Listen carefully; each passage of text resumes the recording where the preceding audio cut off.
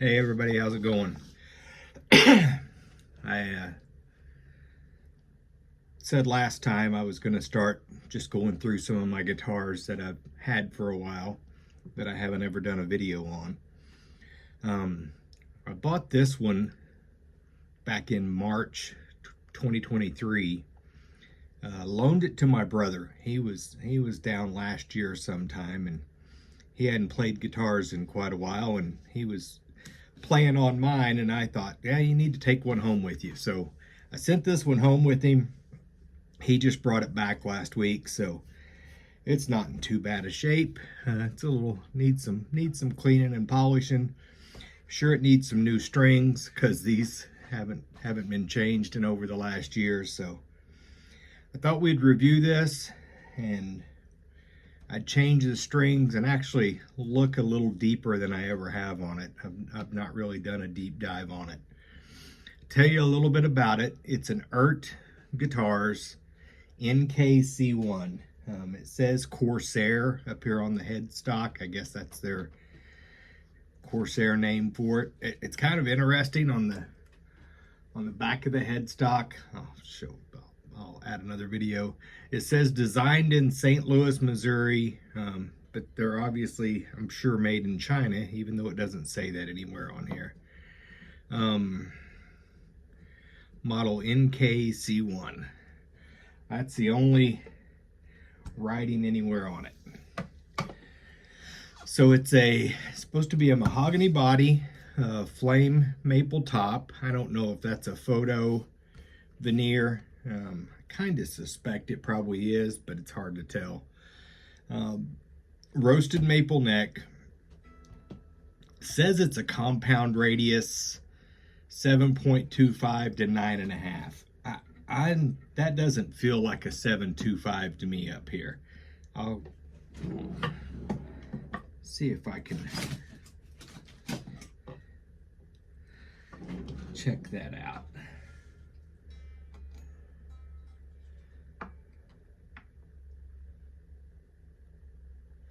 Yeah, I don't think that's a 7.25.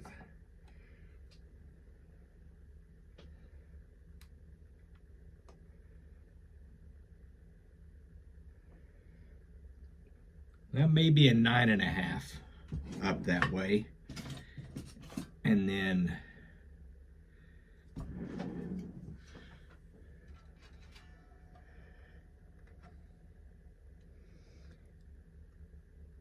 yeah, I think that's closer to a 9.5 to 12 would be my guess. I've got a 7.25 vintage Telecaster neck, and it is noticeably rounded up on that fretboard, and this is not that noticeable. So it's probably closer to 9.5, and then somewhere around 12 up here, which is still nice. It's still a nice change from being able to play open chords up here and single notes up here. It's supposed to be a U to C shape, and I would say I don't have a neck shape gauge, but that seems to be what we've got going on. We'll check the thickness, but it's a little chunky down here and then a little thinner up this way than a standard neck. 22 medium jumbo stainless steel frets. The one thing I can say about these EART guitars is the stainless steel frets are just flawless. They do a great job on them. They're undercut. I don't know what the actual name for that is. And then filled the fret slots on the end, so there's no chance of fret sprout. And with a roasted maple neck, you're less likely to get that anyway. And a 42 millimeter bone nut that wasn't, if I remember right, it was not cut bad from the factory. I filed it a little bit just to get it as low as possible. A dual action truss rod, which I really like, and it came with this cool little tool to be able to get in there and adjust the truss rod easily. You can use an Allen wrench stuck in there just about as easily, but I like having that little tool. These are supposed to be ceramic single coil pickups. I'm going to pull them out and see. And I may do some checking on them and see if I like them. I've got some Alnico Telecaster pickups. I've got some that I've wound. I've got some that I've pulled out of other guitars. It might need the pickups swapped out, but we'll see. I'm not going to pass judgment until I check it out. Usually when they use ceramic magnets, from my understanding, the output of a pickup is a relationship between the coil, the resistance of the coil, and the inductance of the entire pickup once you add the magnet. Magnets are cheaper than copper, and so I think a lot of times on cheaper pickups they compensate for less coil by adding a stronger magnet. That's my understanding anyway. I think that's why cheap ceramic pickups use ceramic. There's some expensive pickups that use ceramic, but they're not shorting you on the copper. They're just trying to increase the overall output of the pickup by using the ceramic magnets. The nicest thing on this guitar, and the only way to get this on a Fender, is to go to the Ultra, which is over $2,000, and even the Ultra doesn't have the arm carve. That's a really nice defined arm carve right there. And then there's a great belly cut and a contour up here by the heel. I like the lack of a neck plate and these recessed screws right here. It's a string through, obviously. This is a pretty guitar. The finish on this guitar it's dirty right now. There's fingerprints all over it, but satin finish on the neck and on the headstock, which I really like. These retail, I think, for $369. You can get them directly from EART. I think they have a website and they will show you whether they're in stock in the United States, China, UK. This brown one, I can't find it on Amazon anymore. I found it on the EART website, and they show that they have some that ship from China and some that ship from the UK. Right now, the red ones on Amazon are discounted to just under $300. I followed this guitar on Amazon for a little while and got notified when there was a discount. I think I got it in March of last year for $221, something ridiculous like that. So you can, even at $369, it's worth that. But if you can get it for under $300 when they have their discounts, that's kind of the way to go, in my opinion. So let's get these strings off, get this pick guard up out of here, and see what we've got going on.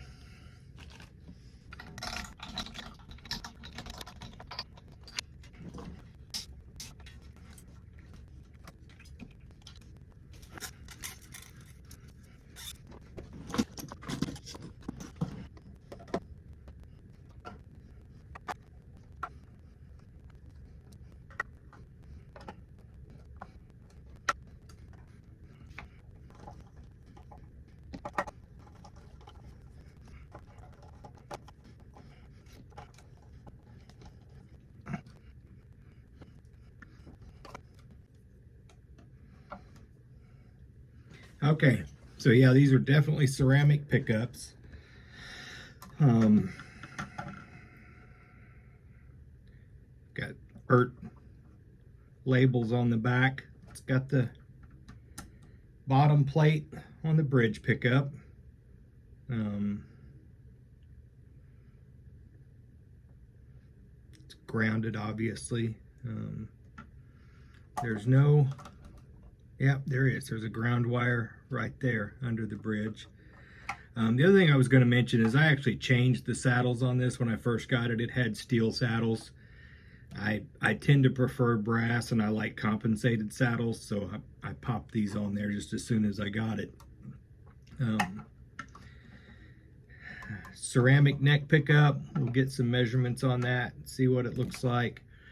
Got the cheap PCB board switch that you kind of expect to see on inexpensive import guitars.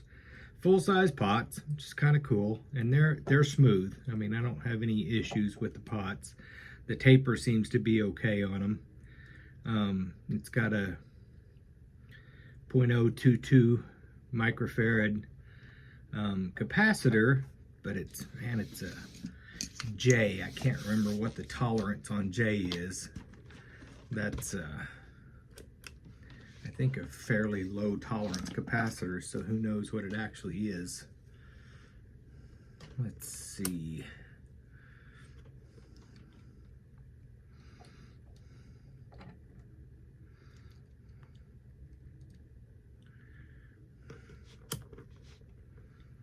Hey,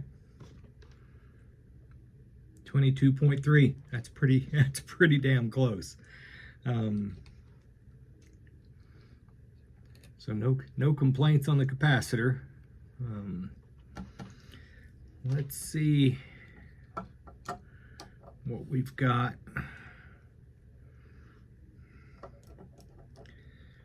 for output on the pickups.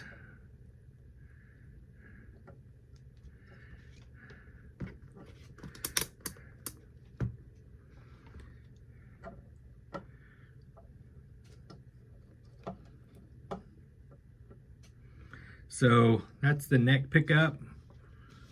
We are at 7.4.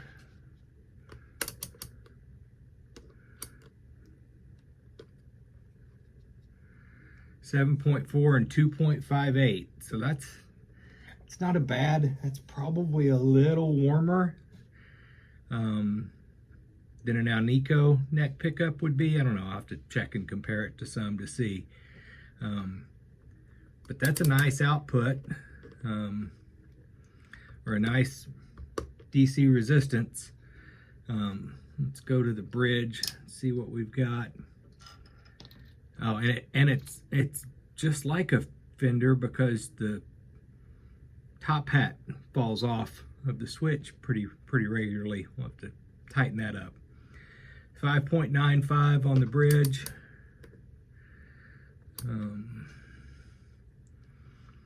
And just over 3 Henrys on the inductance. That seems right in the range of where you'd expect a Tele bridge pickup to be. So you know, they're not Alnico, but they may be decent pickups. Magnets are going to magnet. I don't know that it really matters so much whether they're. I know Alnico 2s and Alnico 3s and Alnico 5s each have a little different tone quality. That has to do with the gauge of the pickup. I may check the gauge on these and see what we've got. If I remember correctly, they don't sound bad. They do what pickups are supposed to do, and that's kind of what you want. If I've got any real issues with them, like I said, I've got plenty of pickups around here I can swap them out with, but if they're good enough, they're good enough. There's no need to change them. I would like to change this switch out at some point. I don't know if I've got a 3-way around here, but I don't like the way those feel. They're not very positive engagement when you get to the spot you're going for. All in all, though, I think this guitar should do what it's supposed to do. We'll get some new strings on it. We'll get it plugged in and see how it sounds.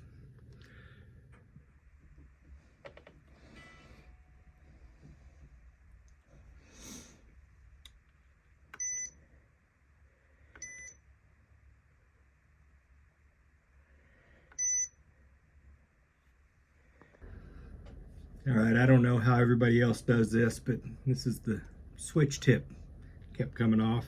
I always grab these fret end clippers and just kind of booger up that switch just a little bit. That's metal part of the switch, and yeah, that's a lot snugger fit. Yes, you could put a little bit of glue on there, but then you're going to have a hard time getting it off. The other thing I was going to mention was that there was no shielding in the pickup cavities or in the control cavity. I may consider putting some shielding on here if it's too noisy. No shielding on the back of that pick guard.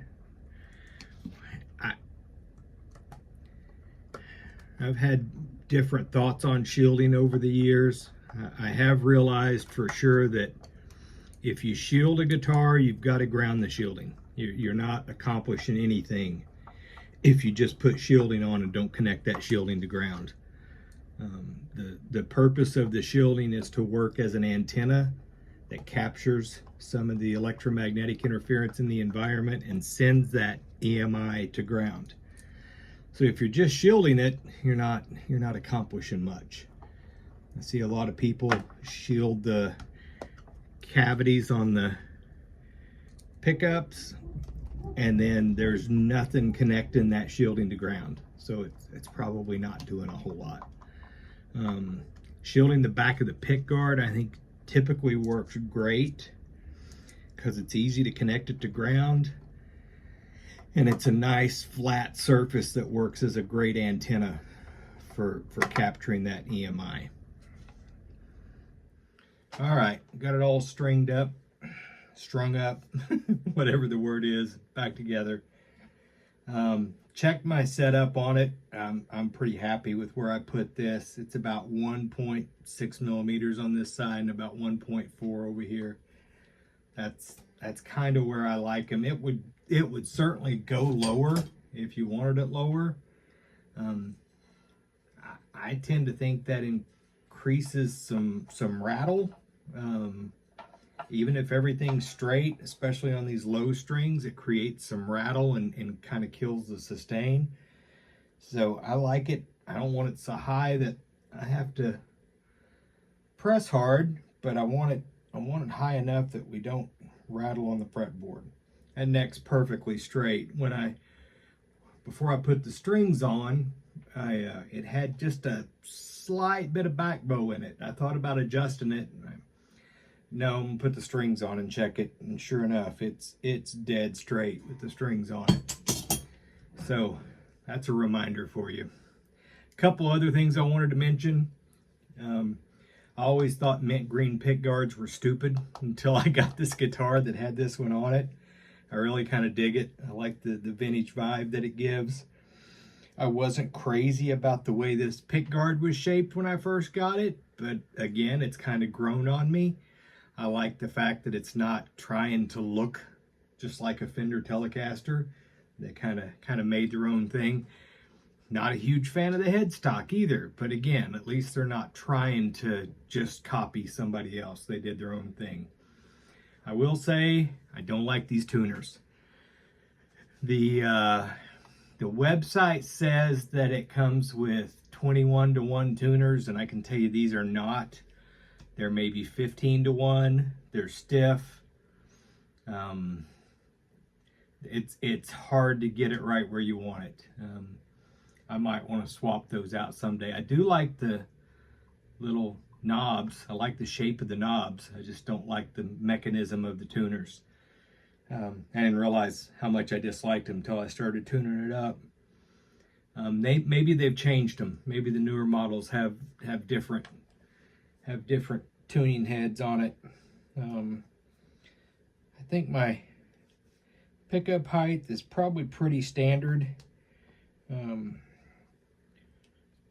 In the last 6 months or so, I've kind of started adjusting my pickups a little lower than normal, trying to not so much squeeze every ounce of output out of the pickups, but trying to balance out and improve the tone. I don't know. My tastes on how I like a guitar to sound and what I want have continued to evolve. Um, this is the neck pickup. A little bit of hum, especially when I'm not touching anything. Touch it and it quietens down pretty good.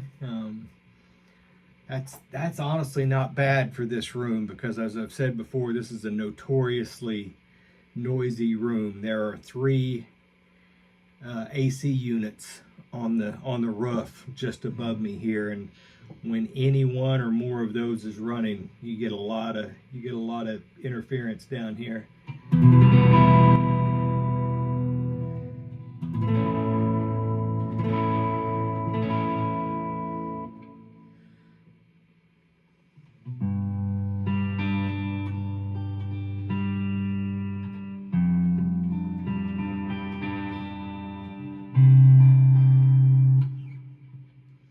Let's see what we got here.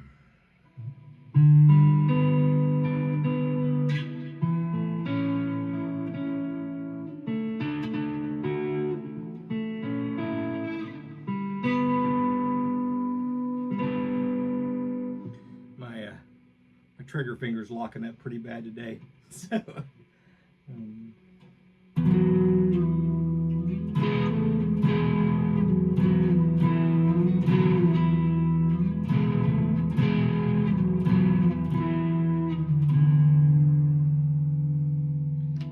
switch to the bridge.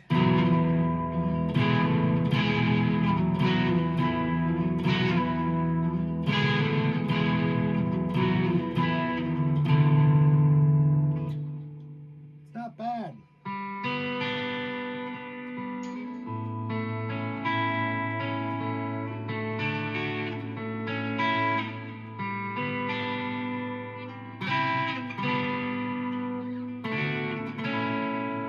A little quacky.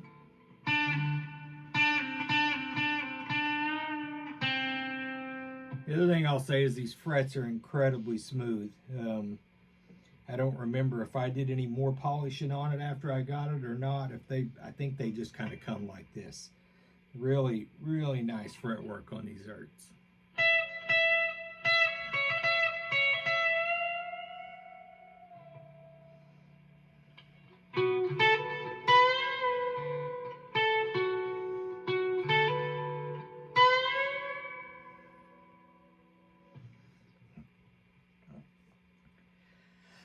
I think let's go to the middle position.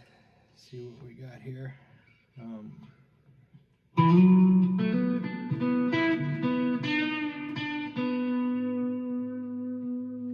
I think it sounds okay. I would have a hard time justifying swapping these pickups, especially for my needs.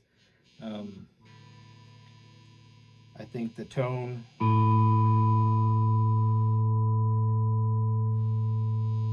pot has a pretty good sweep.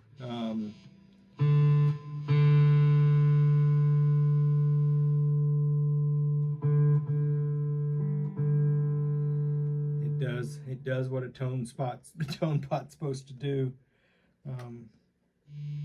See what the volume does.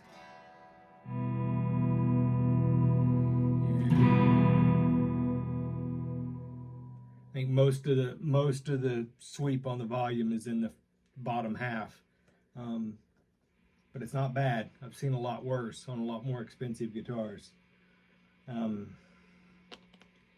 You know, I was gonna say if Fender would make a guitar like this, I would definitely buy it. And I got to looking, and I guess the closest you can get is the Fender Ultra. They're a little over $2,000. They've got the belly cut and the heel relief. They don't have the arm carve, which I kind of like. I like the way it looks. I like the way it feels. The Fender Ultra also comes with noiseless pickups, which I know a lot of people don't like. I don't mind them. I think they're okay. But they don't sound like traditional single coils. I can't remember if the Ultra has stainless steel frets or not. I'll have to look. It would be kind of cool if Fender would add a contoured telly body to their mod shop. That would probably generate some interest from me and some other people. I wonder, I know Fender and Gibson both are stuck with their heritage. That's how they got their name. That's how they got their reputation. And I know when they do try to release new and improved and modern instruments, they probably don't go over as well as some of their vintage stuff. So that's why they just keep making what they've always made. Just wish they had some more modernization options. This guitar, I mean, for the money, we're talking about guitars anywhere around $300. If the fit and finish is good and it's playable, it's worth that. I see people in the Facebook groups all the time. I bought this guitar for $100. Did I get a good deal? Man, if a guitar plays for $100, you got a good deal. You start thinking about what all goes into making a guitar, all the different parts, and the labor involved in putting it together and making it play right. That's got to be worth something. And it just kind of floors me that people wonder whether $100 is too much to pay for a guitar. I think this guitar is well worth even the full retail, the $369. It's still worth that. The fact that you can find them cheaper occasionally is that much better of a deal. I'm certainly not good enough to be playing any gigs anywhere. But if I did, I think this would definitely do the trick. I always wish, and I know a couple of guitar players, but they live 40, 50 miles away from where I am right here. I've got a guy in Tulsa, and I'd like to do an interview with him sometime. He's almost 70. He's been playing most of his life. He's really good, and he's played a few of my guitars, and I like getting his feedback, his comments on the guitars, because he knows a lot better what is a good and well playing guitar more than I do. I've said it in multiple videos. I'll keep saying it. I think every guitar I own is a better guitar than I am a guitar player. So I need to improve my playing to make it really matter how good the guitar is. And I think I would have to get really good before I decided that this guitar was not good enough for me. I'm not sure how good I'd have to be to decide this guitar wasn't good enough for me, because it's really a good guitar. Even the ceramic pickups, I know they get a bad rap. Man, if they're engineered right, if they're designed right, and if they're made well, there's nothing wrong with them. They're going to do exactly what they're supposed to do. I appreciate all the subscribers. I appreciate the likes. I really appreciate the comments, and I try to read and respond to every comment, as long as it's something that, is not a troll comment or something I can reasonably respond to. I like the feedback. I like the engagement. It just kind of feels good. I try to stay off of social media as much as possible. Found myself getting a little bit addicted to the endless doom scrolling. So I've put limits on myself on those. But I miss the engagement. I miss the interaction with people. And so I like to get that from YouTube as much as possible. I feel YouTube is much less of a toxic platform than Facebook and Instagram and TikTok and some of the others. I hope everybody's having a good, it's June. Man, we're already in the middle of June. I'm filming this on June 16th. It's just crazy that half the year is almost over with, and I've still got so much that I've had on my to-do list since the first of the year. Hope everyone's doing well. Take care, and we'll see you soon.